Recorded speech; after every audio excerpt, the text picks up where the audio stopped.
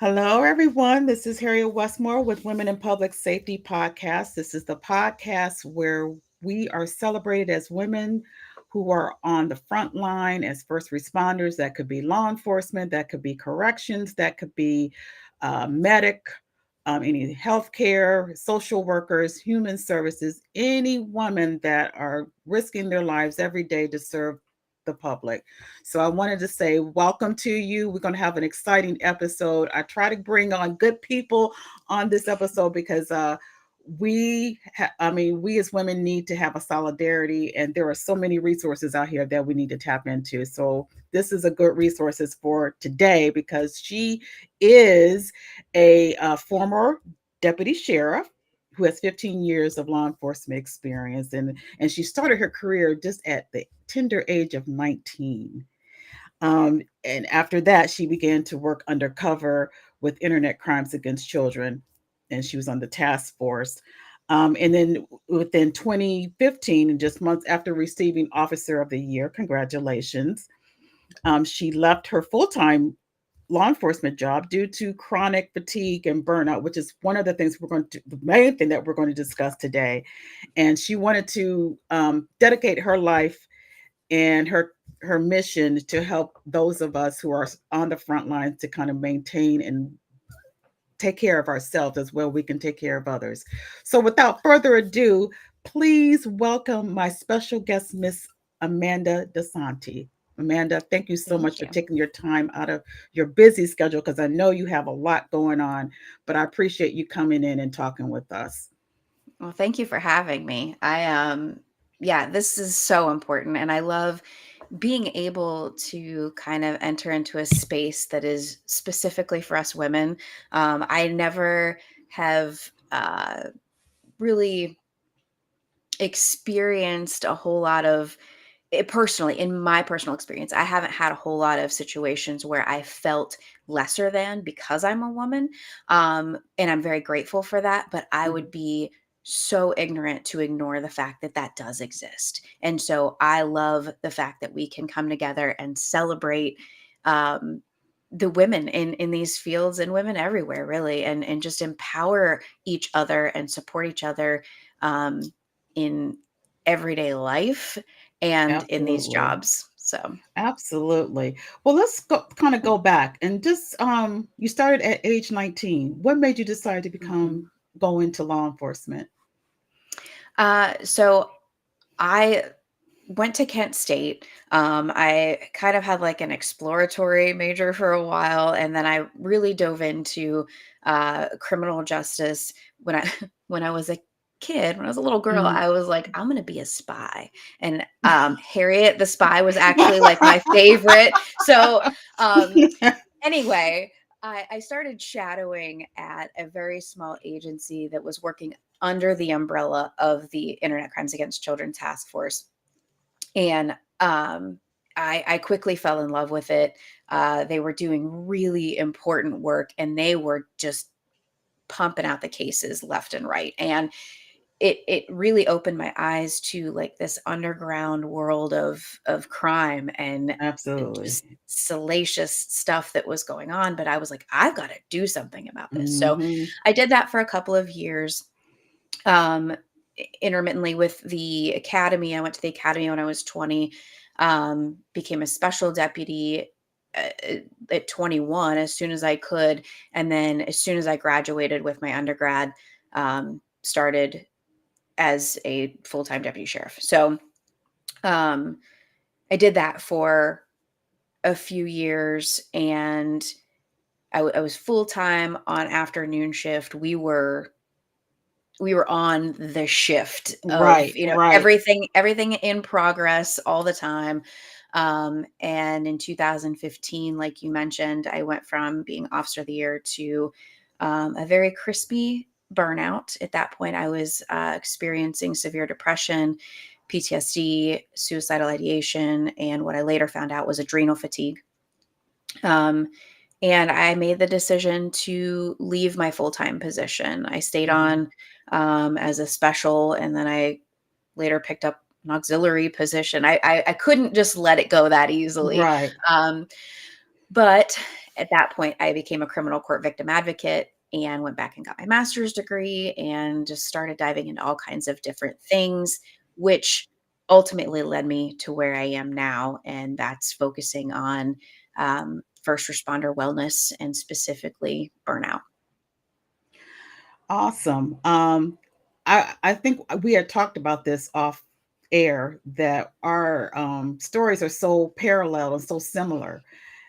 So tell me what was the catalyst, if you can, that decided that you were just exhausted and burnt out and you were just done and ready Uh, to do something else. I But was in stay in the denial. field. I'm sorry. Yeah, but stay in the Yes. field, then, No, you're absolutely right. pivot to a Yeah, another no, but area. you're right, because the getting into those positions are not easy, and so to Mhm. feel like you're giving that up, it is hard. Um, Mhm. so I was in denial for a very long time. I had a lot of, I played the blame game a lot, and I was noticing a lot of animosity and, just feeling like the world was out to get me. Um, but ultimately the catalyst was my now husband. I started dating him in 2015. And at one point he just looked at me, and because he initially there was like this novelty of like, yeah, my girlfriend's this badass cop. And then Mhm. the shininess started to wear off and he started to see, what was going on behind the scenes, and he just Mhm. looked at me and said, "You don't have to live like this." And I was like, "But yes, I do. This is my career." And I was very stubborn and all the things, and he Right. was like, You can do lots of other stuff. Like, it doesn't have to be this way for you." Mhm. And it really kind of, I think it just gave me that little safety net that I needed to be like, "Okay, maybe I can make it work." And just that alone, just that thought of considering it opened the door to some relief inside of me, and at that point, I knew I had to make the move. Right. So that ultimately was the catalyst, was the support. Mm. And it seemed like you had a very good support system with hubby, as a Yeah, start. What about extensive support system? Family, friends, colleagues? it was there. Um, so when I went to college, I moved an hour and a half from my hometown. So the Okay. proximity wasn't there. And I would say, looking back, I had a better support system than I realized, because I was hiding so much of my experience and trying to cover it up. And like I said, I was in denial that Mhm. I was not willing or ready to receive the support. So it was there, Mhm. but I was blocking it out. I was isolating. So um, it was there. I just didn't utilize it. Right. Gotcha. And a lot of times we don't. I mean, because we're so, oh, I can do that. Whatever's going on, I can get over it. I mean, thank you, but no, thank you. I'm Hmm. tough. This is how I was trained. Yeah, You got, but then I'm. go Yeah, ahead. I'm strong. I'm resourceful. Mhm. I've got this. Like, I've gotten through everything else in my life, right? Right. But the fact is, we don't have to. If we're to the place that we're miserable, we don't have to stay in that place. And the change is what becomes scary. Right. Right. So with that being said, how did you start taking care of yourself? How did you when you the light bulb came on and said, "Look, I have to take care of myself. I'm it's okay to be vulnerable and ask for help." How did you pivot to that point? Yeah. So when I left full-time law enforcement in September of 15, I Mhm. started my new position as an advocate, which was like normal business hours in a safe Mhm. environment in the courthouse, right? Um, and but I took about a month off in between that time, and I what I was experiencing, now I know, was a restraint collapse, or adrenal fatigue. I know these are like buzzwords, and I'm happy to explain for the listener, but um, I slept for about 18 hours a day, every day for a month, and I was Mm. so upset about it because I was like, "I'm gonna take this time off, and I'm gonna go hiking, and I'm gonna do this, and I'm gonna" Right. all these things, and my body said, "No, ma'am. You are gonna shut your eyes, and you are gonna rest."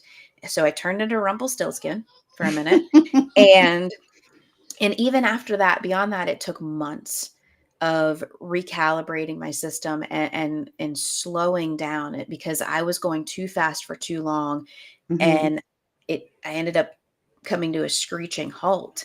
And so then it was a matter of rebalancing. And in hindsight, I was still going at warp speed. Mm. It just looked different because I was working full time, getting my master's degree. I went back and did a 10-month yoga teacher training. I was teaching Wow. yoga 2 times a week while planning a wedding. And I was like, Wow. what else can I add to my plate, right? Right. And I think that, it looked different and it felt a Mhm. little safer, but Mhm. it was still stress no matter He what. was still So, stressed, yeah. yeah. Wow. But So I took care of myself was allowing myself in the short term to rest. And then okay. I started to educate myself on what was going on in my body. And only after I recognized that the pattern was repeating itself Mhm. did I start to really pay attention to how I'm nourishing my body with food and hydrating, the rest, the stress management, Mm. and connectedness and support. So it took a long time to get to that place, but Right. ultimately, those were the things that started to shift the needle. Wow. So coming into as an advocate, your mindset at first was you were the officer, um, first responder. How was that different? How was the Amanda when you became a crimes advocate, victims court advocate? Was it the same that you still want to get after the perpetrator, or was your more of an empathy and nourishing for the victim? I've never been asked that, like, what the shift, like, the mental shift, Mhm. but really it was difficult because I was still working in the same county, and so Okay. I was still seeing matter of fact, I ended up with case files in my hand that I was the arresting officer on. And then I was like, "Well, I can't be the advocate on this Right, case." So I had to right. pass it up. So there was a lot of overlap that was happening. Mhm. I was still dealing with a lot of the same frequent flyers. Um, and so I would say I probably came in hot a few times, Mhm. trying to focus on the protection piece. Mhm. I realized that, it's time to shift into being the support piece and the guidance piece. But what I realized very quickly was that the trauma doesn't go away. Right. It just looks different. It comes in as a secondary form instead of a firsthand form. And it was quite a learning experience to be studying victimology, seeing it firsthand, and then recognizing that what they're experiencing biologically was the same thing I was experiencing biologically on duty. And then Mm. making that connection of the stress and the trauma in the body is what ultimately kind of funneled me into what I'm doing now. And so Wow. had I not left law enforcement and ended up as an advocate and put those pieces together, I don't think I'd be doing what I'm doing now. Wow. And so how long you said you were a victims advocate for how long? Just under 5 years. Okay. And then you decided to you got your training yoga train. How did the yoga help you as far as your self-care? So, I started doing yoga when I was in the academy because I needed a good stretch, Mhm. and I didn't realize until many years later that it's not about the stretch of at least the physical stretch, it's about the Uh-huh. mental stretching, right? And so when I started to dive back into that, um, not only did I learn about how our nervous systems become calmer and more still, I was able to feel it and experience it myself. And Mm, I think that made a difference as well. right. That having that felt sense of, oh gosh, I can be safe here. I can breathe. Mhm. I can shut my eyes and not have to watch the door.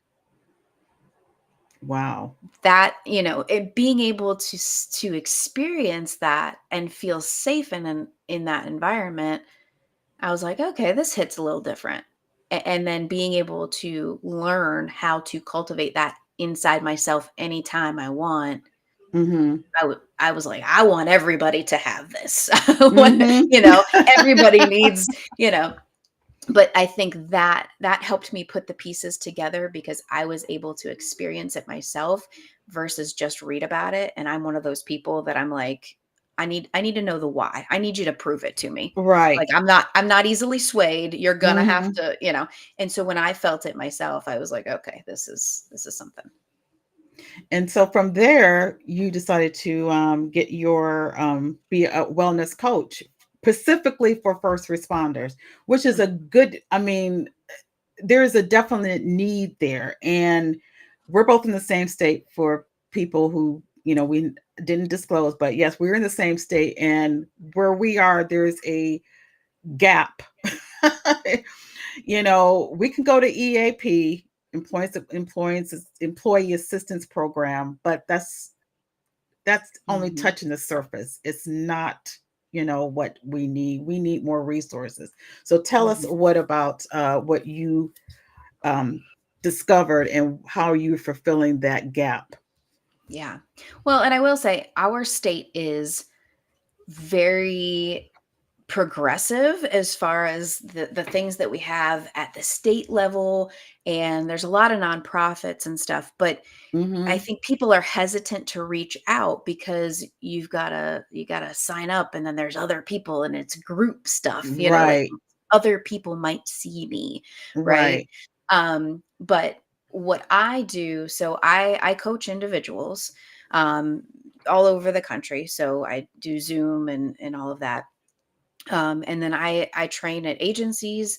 I do pieces like on trauma and self care through CIT. And I speak all over the country and train all over the country. So I primarily right now my focus is on burnout prevention and Mm-hmm. recovery because Mm. there are, and I mean, we talk about PTSD and we tend to jump right to PTSD and Right. suicidality because those are severe and very important things that we don't want people to experience, right? Right. Um, and I never want to minimize that because I experienced both of those things, right? Mm-hmm. Um, but there are far more people struggling with generalized anxiety disorder and depression, and far more experiencing burnout, and they Mm-hmm. don't know what to do with it, and we've normalized it like, well, this is the job, we're Right. exhausted and overworked and underpaid and we're cynical and we don't feel like we make a difference, and that's the job. And Exactly. that's that is that's not part of the job, that's a symptom of burnout. Mm-hmm. All of those things. Exactly. And so it's really important that we start to acknowledge that and open our eyes that it doesn't have to be that way. We can take measures, we can do things to mitigate all of those other byproducts and actually get fulfillment out of our jobs. Because, I mean, everybody's struggling with recruitment and retention. And Exactly. Yes. there's so many people that don't wanna leave the job, but they feel like they don't have any other choice? And so Mm-hmm. I wanna give them, I wanna give them choice. You said a word there because it kind of makes me chuckle because never in my years of working for the state that is gotten as far as retention and hiring is got so bad in the uh department that we work in that they're actually putting out we're hiring signs on the Mm. premises, you Oh, know. wow. That's how, desperate the state is because and it's people are leaving, people are taking early retirement, they're just burnt out, like you said. And I want the public to understand that you said another word, and that's cynical. People who work in law enforcement are cynical, that we have a, dark sense of humor and everything. It's not that we're not um sympathetic or empathetic. That's kind of how we cope with the everyday stuff that we see. Mhm. We see stuff that maybe, a lot of people don't see, the normal people. I don't want to say normal, but the average, Non-public safety. right, non-public safety people, society don't see. Mhm. And, it it does cause, trauma. um we carry that, we call it secondary vicarious trauma, secondary trauma, because you internalize it.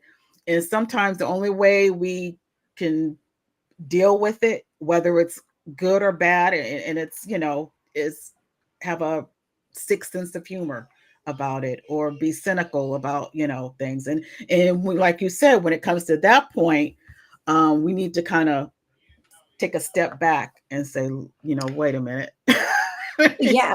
You So the top researchers on burnout in the world, they've been researching for over 40 years at UC Berkeley and I can't recall. So Christina Maslach and Dr. Michael Leader have been researching, and Susan Jackson.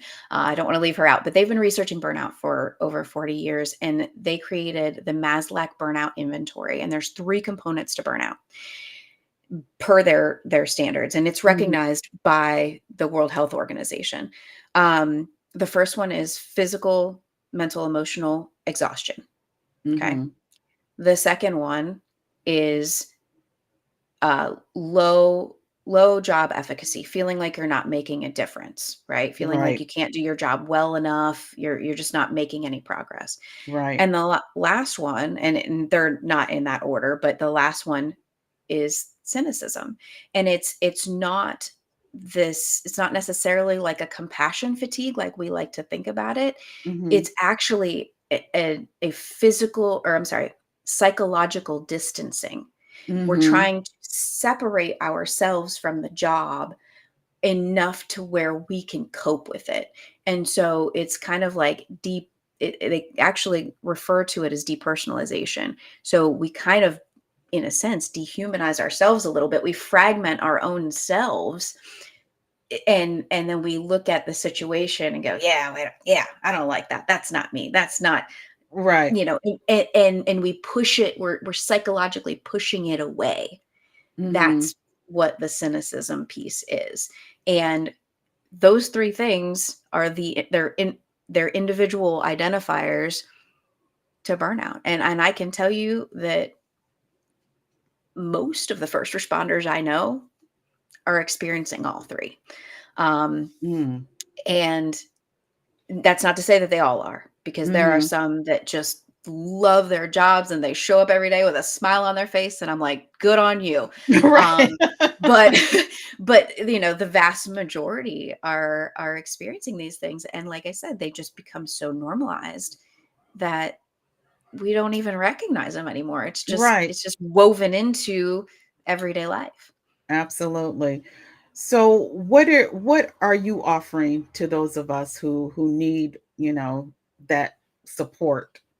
What's your, you're a coach, you do one-on-one coaching, any other resources that we could be looking for? Yes, I have an app. It's free. It's called Lifesaver Academy. Um, and there's a lot of free resources on there. Um, very soon, so we're talking fall of 2024, I'm going to be starting a group coaching membership, where people will be able to come in. They'll hear me do like a private coaching piece, and then there'll be like laser seat coaching, and people will be able to submit questions ahead of time, but it's all encapsulated in this private group. And I'm in the final stages of my book. So hopefully that'll be out by the end of 2024. So I'm hoping. Yay. So, So exciting. So how can people reach out to you? You have a website? yes, it's akdozanti.com. It's Okay. akdozanti.com. I'll have it in the show notes for the audio listeners on podcasting. So, um, what's for the future? You already told us what's coming up.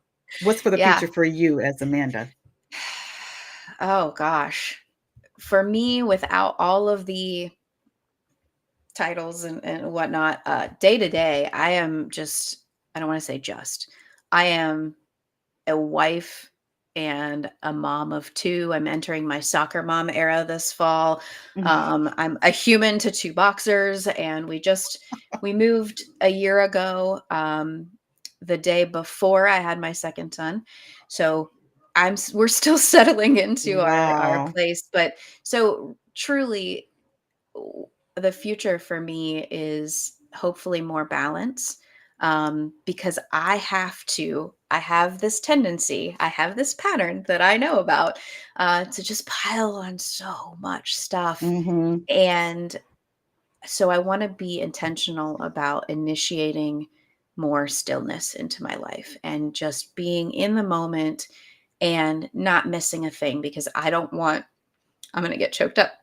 I don't want to look back on my life and say, I don't remember because I was busy working. Um, Absolutely. I have That's many right. years of good work that I know I put in that Mm-hmm. are a blur. I've forgotten more calls than I remember, you know, as a deputy. And so, and that might be a good thing, but Mm-hmm. as I'm growing, as our little family is growing, I don't ever want to look back and think that I missed out. So, That is so important, especially now the way society, um, life. You have to live it. You have to enjoy our family. Um, Tomorrow is not promised. That's that old saying. Tomorrow is not promised, and it isn't. mhm. So, Yeah, just take care of yourself, do your self care, reach out to resources as Amanda, aka Dozanti.com. I will make sure I have all her information so um, people can reach out to her. And you're doing such a wonderful work, and we are so appreciative of you and those who have, we've connected, just so people understand, we connected, through LinkedIn, I believe. I think so. And because I wanted to create a Facebook page for women like us, and because I'm burned out, to be honest. I'm just I'm just testifying. Yeah, I'm burned out, and and I'm sure there was a lot of uh, female who are in these types of field are the same way, and we don't want to go to. There's resources out there. I'm not saying that it's not, and I'm not saying that it's not helpful, but I wanted to do more than just going to our employee departmental employee uh, resource. Mhm. Yeah, Because honestly, you may want to disclose, or there's things that you might are going through that you might be afraid to disclose because of it may get back to the captain, it may get back to your colleagues or whatever. But I know HIPAA by law they're not supposed to, but I don't know. I maybe mhm. it's just that training. I don't I have to watch my surroundings. Well, no, and I hear you, and I will say I'm a big proponent for therapy and mental health counseling. I Hmm. never ever want to steer anybody away from it. I think it's important to find the right provider, Right. somebody that understands the first responder culture. Um, and but I also recognize that there's a big hesitancy on that. Now, I can tell you I've disclosed all kinds of things to my therapist, and Hmm.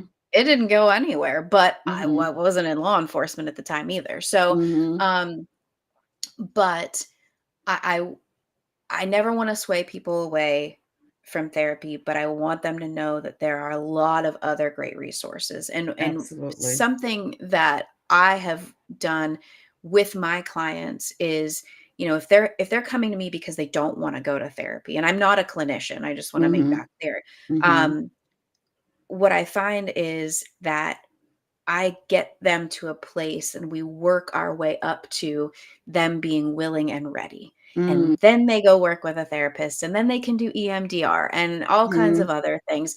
And it just continues to expand. And then so their resources, their network all just continues to expand. And if I can be the seed Right. that plant, then I'm cool with that. Like I don't ever want to. So the last part of my framework is to transition, Right. because I Right. don't want to be your I don't want to be your moral compass and your mom and the person telling you to do every step of the way. I want to give you all the tools that you need to flourish and do that. I don't leave people. They Mhm. can always come back to me, but I want to instill that in you rather than you needing me, if that makes sense, right? Like I don't want Absolutely. them to become codependent on me. So, Absolutely. um, but yeah, there's so many resources, and um, they're just popping up everywhere these days, and so I never I hate when I hear first responders say there's just nothing out there for us, Mhm. because that is not true. There are so many nonprofits, so many organizations, so many people just waiting and willing, and people who have been in it, people who understand it. They're out there. And if somebody is listening and they're like, I don't know about this girl, but I want to work with somebody. I've got Mhm. people. I've got a network. So you can reach out to me and ask, you know, if I know of anybody in your area, or if I know of an organization that could help with a specific issue, whatever the case is. I'm happy just to be a conduit and get you moving in the right direction. And we so appreciate it. And I think for me personally, I can't only speak for myself. I would be comfortable in, talking with you because you are me. You've been there, done that, got the t-shirt, got the cup, you got it all. So you understand. I would rather connect with someone who kind of understands, who understands it, who's been there and have done that, instead of, because I mean, Mhm. I'm not knocking it that people who are therapists or anything who hasn't, because that they're skilled in their craft, but it makes it even, it's like the icing on the cake when someone who actually knows exactly how it felt because you felt it. Yeah. So, There have been studies done on mental health counseling, where they've actually looked at the brain waves, and I won't go into all of it, mhm, but the one of the biggest proponents, or I'm sorry, the biggest components of the therapy being successful or effective was the connectedness that the client felt to their therapist. mhm, And it wasn't when they looked at the brain waves, it wasn't when the therapist was providing advice or guidance that the certain centers in the brain lit up. It was when the person was talking, they felt the connectedness and the therapist was listening and receiving it. And so that's the piece, that I think is most important. And I actually just put something on my social media about it yesterday. I said that, you know, the most important thing I can offer to another human isn't all of the knowledge and advice and background and education, whatever. mhm. It's being able to connect and creating a space within myself that is safe, where I can show up as a whole person, but then invite them to show up as their whole selves too. That's the biggest thing I can offer to somebody else. And a lot to offer you do. So I really appreciate you, Amanda. Thank you so much. Everybody, please reach out. Please support her. like you said, if she may not have the answer, she may know someone. She's very well connected. I can, tell you that she is connected. So she can get you to the right resources that you may need. So everybody, you guys just be safe. Take care of yourself and each other. And that sounds like a quote from a TV show, I think. But thank you so much. You guys be safe, and I'll talk with you soon. Bye. Thanks for having me.